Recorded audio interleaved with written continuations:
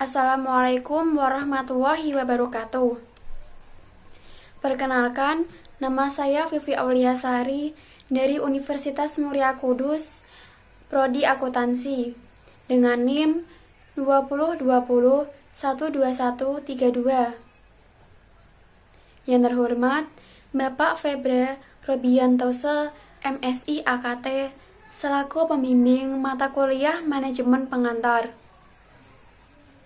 Di sini, saya akan berpresentasi mengenai fungsi staffing.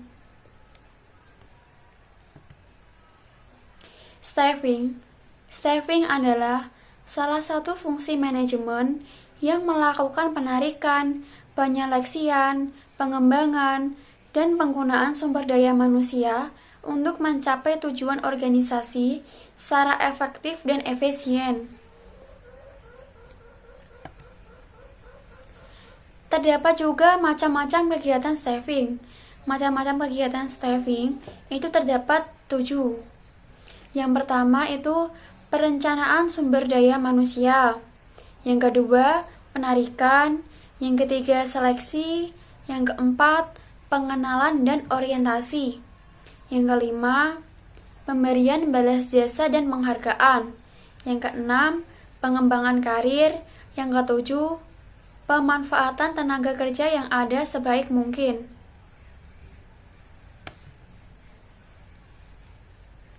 Perencanaan sumber daya manusia.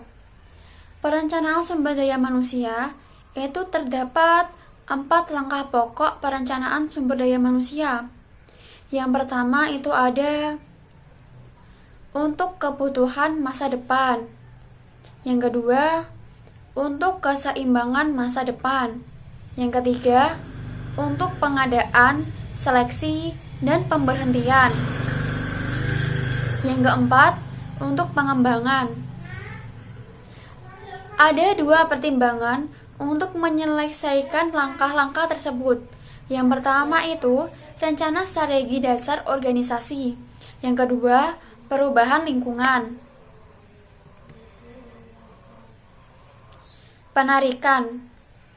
Penarikan itu salah satu bagian yang penting dari proses rekrutmen adalah pengembangan suatu pernyataan tertulis mengenai isi dan lokasi pada bagian organisasi dari setiap pekerjaan.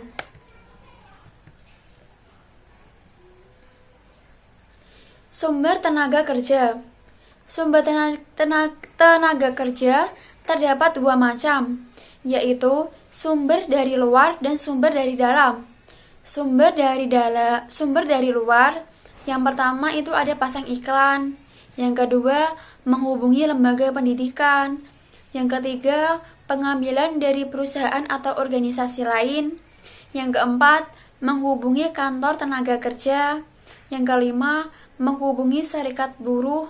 Yang keenam, sumber-sumber lain. Yang sumber dari dalam, contohnya itu ada pengangkatan atau promosi, pemindahan atau transfer, penataran atau upgrading. Yang keempat, taman atau sanal final karyawan sendiri.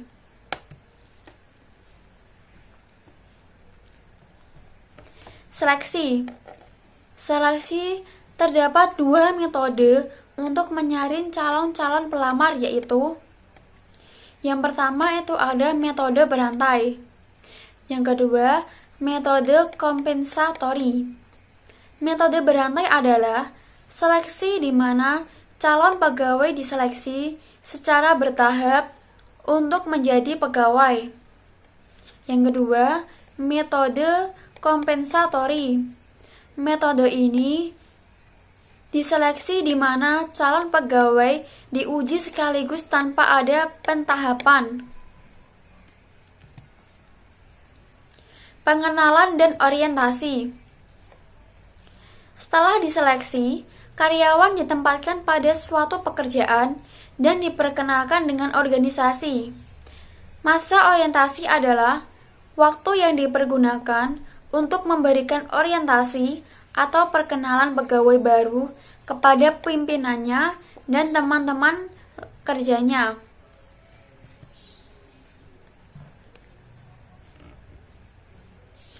Latihan dan pengembangan. Ada banyak metode untuk melatih pegawai dalam suatu organisasi. Dua di antaranya adalah metode pelatihan di tempat kerja atau on-the-job training. Yang kedua, pelatihan di luar tempat kerja atau off-the-job training, seperti self-study, tugas belajar, upgrading, magang, coach, perputaran jembatan. Balas jasa dan penghargaan. Balas jasa atau komponen adalah pemberian penghargaan langsung maupun tidak langsung, finansial atau non-finansial yang adil dan layak kepada karyawan atas sumbangan mereka dalam pencapaian tujuan organisasi.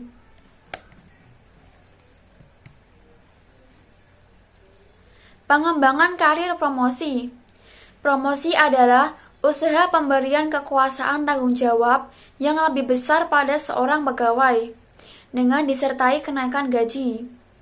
Promosi kering adalah kenaikan pangkat pegawai disertai dengan tanggung jawab tetapi tidak disertai dengan kenaikan balas jasanya. Transfer adalah usaha untuk meningkatkan kembali pegawai pada jabatan yang paling sesuai dengan latar belakang pribadi pegawai yang bersangkutan. Ada dua pokok transfer, yaitu karena permintaan sendiri pegawai yang bersangkutan. Yang kedua, karena ingin dari pemimpin sendiri. PHK, keputusan pemutusan hubungan kerja antara pihak perusahaan atau organisasi dengan karyawannya. Ada juga yang termasuk PHK itu karena permintaan pegawai sendiri, keputusan perusahaan atau organisasi, pegawai meninggal dunia, telah habis kontrak kerjanya. Tujuan pensiun adalah untuk mengadakan peremajaan pegawai. Pegawai yang bersangkutan udah berusia lanjut. Yang ketiga, pegawai menderita cacat. Yang keempat, posisinya akan digantikan oleh pegawai yang lebih bermanfaat. Sekian presentasi dari saya. Saya mohon maaf apabila ada salah kata dalam menyampaikan presentasi ini. Semoga presentasi saya bermanfaat bagi kalian semua yang menonton video saya. Wabillahi taufiq wal hidayah. Wassalamualaikum warahmatullahi wabarakatuh.